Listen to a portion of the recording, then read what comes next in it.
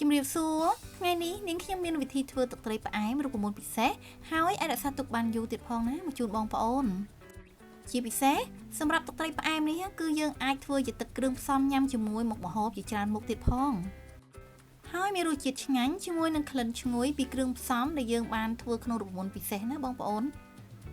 ចាហើយថ្ងៃនេះដែរគឺនាងខ្ញុំធ្វើទឹកត្រីនឹងញ៉ាំជាមួយគុយទាវឆាពិសេសគឺឆ្ងាញ់ខ្លាំងមែនតើណា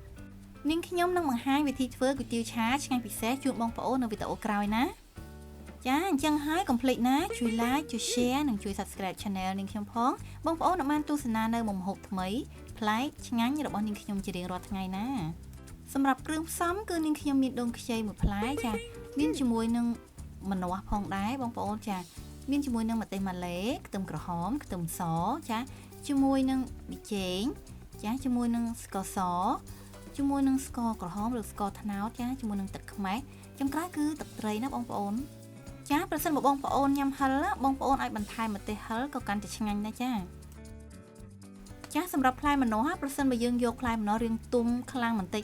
ធ្វើឲ្យទឹកត្រីរបស់យើងកាន់តែមានក្លិនឈ្ងុយឆ្ងាញ់អំពីម្នាស់ចាសម្រាប់ម្ទេសម៉ាឡេជាមួយនឹងខ្ទឹមសខ្ទឹមក្រហមចាគឺនាងខ្ញុំយកទៅក្រឡុកជាមួយគ្នាឲ្យម៉ត់ណាបងប្អូនយើងអាចបុកឬក៏ក្រឡុកជាមួយនឹងម៉ាស៊ីនក៏បានដែរចាបន្ទាប់មកគឺនាងខ្ញុំដាក់ឆ្នាំងឲ្យក្តៅចាដាក់ស្ករក្រហមចំនួន2ស្លាបព្រាបាយដើម្បីឲ្យយើងកូរឲ្យឡើងពណ៌ក្រហមសិនណាបងប្អូនចាហើយសម្រាប់ភ្លើងចង្ក្រានវិញគឺយើងអត់ប្រើភ្លើងខ្លាំងទេបងប្អូនគឺយើងបន្ថយមកត្រឹមតែពាក់កណ្ដាលបានហើយ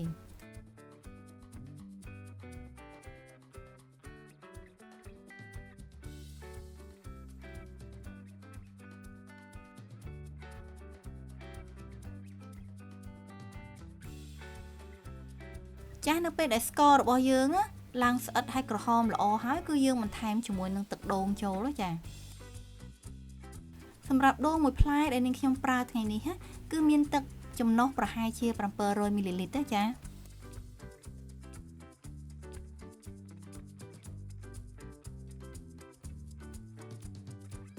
ចារួចហើយគឺយើងកូរ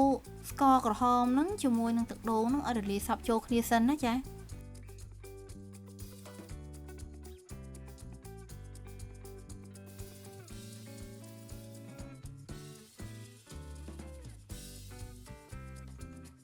យើងទុកឲ្យទឹកត្រីផ្អែមរបស់យើងហ្នឹងពុះតិចៗសិនទៅបន្ថែមទឹកត្រី1ចានចង្កឹះបងប្អូនចាបន្ថែមស្ករស1ចានចង្កឹះដូចគ្នា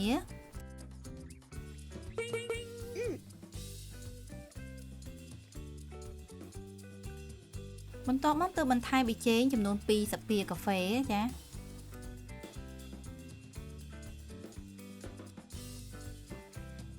គឺយើងធ្វើការកូរគ្រឿងផ្សំរបស់យើងហ្នឹងឲ្យរលាយចូលគ្នាសព្វល្អសិនណាបងប្អូន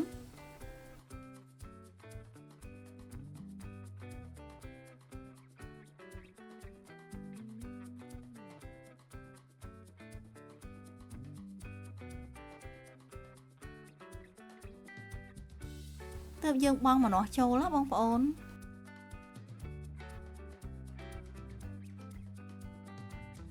បន្ទាប់មកគឺយើងបិទគម្របឆ្នាំងទុកឲ្យពុះសិនណាឥឡូវនេះគឺទឹកត្រីរបស់យើងពុះហើយដូច្នេះហើយគឺនាងខ្ញុំធ្វើការរងាស់ទឹកត្រីនៅបន្តិចដើម្បីឲ្យចេញជាតិពីម្នាស់បងប្អូនសម្រាប់ភ្លើងចង្ក្រានគឺយើងបន្ថយឲ្យនៅតិចៗណាចាហើយយើងរងាស់ប្រហែលពី10ទៅ15នាទីសិនណា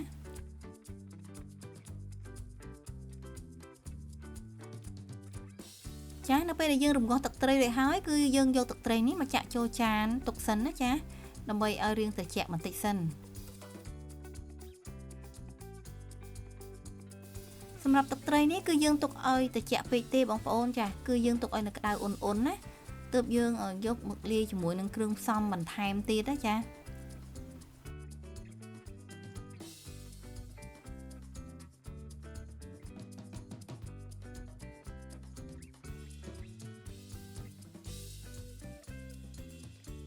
នៅពេលដែលទឹកត្រីយើងនៅក្តៅអ៊ុនៗតិចៗនាងខ្ញុំបន្ថែមជាមួយនឹងទឹកខ្មេះចំនួន1ចានចង្កឹះដូចគ្នាណា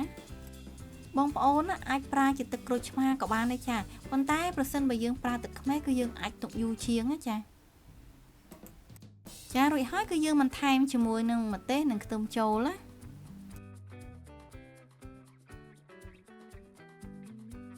ចារួចហើយគឺយើងធ្វើការកូរគ្រឿងផ្សំរបស់យើងទាំងអស់ហ្នឹងឲ្យរលាយសព្វចូលគ្នាហើយគឺ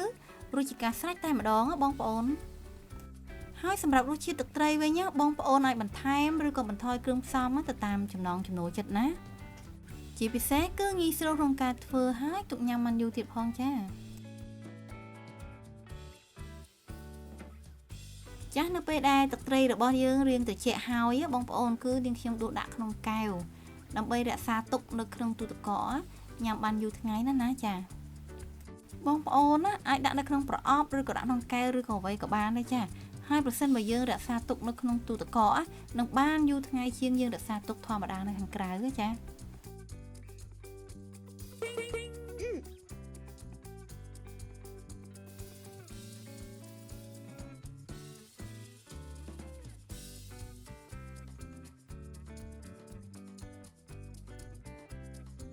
ចានៅពេលដែលយើងចង់ញ៉ាំបងប្អូនគឺយើងដួស